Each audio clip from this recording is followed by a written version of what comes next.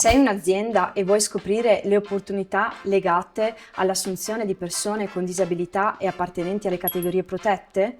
Sono Michela De Filippis, Account Manager del Centro per l'Impiego di Vicenza.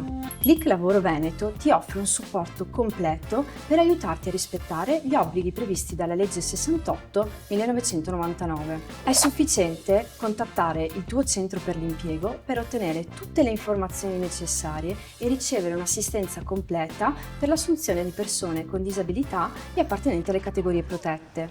Inoltre è possibile richiedere un servizio di preselezione e ricevere una lista di candidati ritenuti idonei.